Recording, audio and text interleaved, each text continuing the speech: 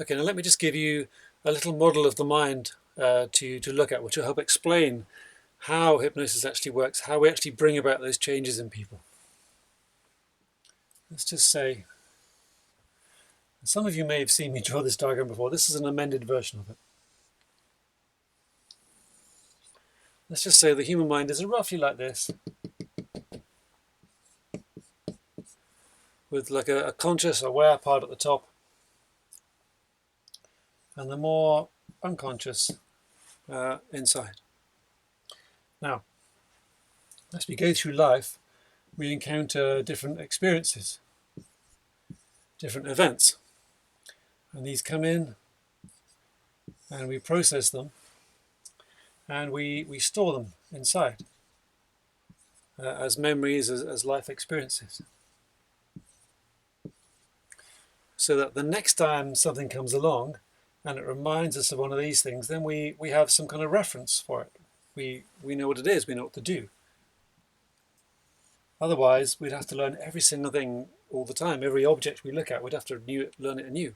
So our minds are constantly receiving information, storing it or referencing it to what we know before, and then we have some kind of experience over here. Now, all of that is fine. It's great. If you walk into a room and you see a chair you've never seen before, you recognize the chair, you think, what is it? Oh, it's a chair, it's harmless. Yeah, I can sit in it, it's okay. What if we start introducing emotions into this? What if something gives us a nice kind of a nice happy emotion, a nice calm happy thing? Now when that comes in, then again the emotion with that the happy kind of emotion with that will be stored as well. So next time something similar comes along, says, what do you know about that? Well, again, it triggers here and we have a nice kind of happy calm experience because of it.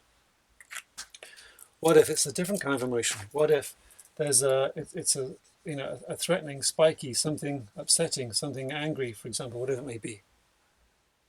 Then that comes in, then we get the same idea stored here. The fear, the worry, the tension, whatever it is, gets stored inside as well. So when something similar comes along, what do we know about this? Ooh, over here, we then start getting the feelings that go with it. And that's what causes people to suddenly start feeling things they're not too sure where it comes from. It's because something has dipped inside. You see, most of this here, all of this, is pretty much unconscious. Someone here just has an incoming information here, something happens over here. It influences how they think, feel, behave. Okay. Now, your mind isn't always going through every single memory every single time. That would be a little inefficient. What we have is a little reference section. Okay, it sits just about here. And this reference section is your beliefs, which we've spoken about, your belief system. So your mind doesn't have to come inside actually and access all these. It just dips in here. What do I believe about this? And there could be many, many experiences in here that contribute to a belief system, or there could be one.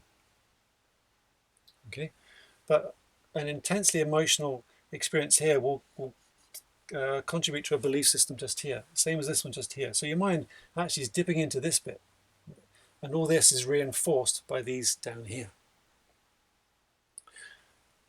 Now, if it just stayed like that, that would be okay, because all we'd have to do is avoid these and go for these, and we'll be all right. The problem is it doesn't work like that, because something about what's going on inside of here with these beliefs causes us to, in a way, actively go and seek out experiences in alignment with these ideas. Right? Whatever your beliefs are, backed up by emotional experiences, you will just pull more of that into your life. You will make choices and decisions and actions to bring more of that into your life. Whether it's pure psychologically or whether it's what people nowadays call the law of attraction, I'll leave you to decide that. Let me just tell you, it just happens. However it happens, it happens. Your thoughts, your feelings, your emotions will bring you into more and more experiences of a like nature. All right? This is another loop people get stuck in. Now, if someone tries to sort it out, usually it's someone over here, having a chat, like a therapy person, talking to this person here, trying to sort it out. Now, unless these bits change here, nothing's really going to change over here. As a hypnotherapist, as a hypnotist, as a hypnotherapist, you have the skill, the ability to interact with this person here and help this person come inside and change this, to change these bits here and to tap into these bits here. And there's several ways of doing that. Very briefly, it comes into two categories. One is kind of putting new ideas into someone's mind, new suggestions. That's why it's called suggestion hypnosis, hypnotic suggestion. You're suggesting new ideas, and there's many different ways of doing that. Directly, visualization, metaphor, and so on. Or we're taking this person inside here to find out what the cause is, so we can release these and set the person free, and that's called analytical hypnotherapy, analytical hypnosis, or hypno-analysis. So there are many different kinds of hypnotherapy, but essentially what we're doing is you're helping this person tap into what the real cause is, to change their belief system here, so that when something comes over here, they have a different experience over here. And then when these are reduced inside, when this is cut down and reduced, then they stop attracting it. And they start attracting more of these.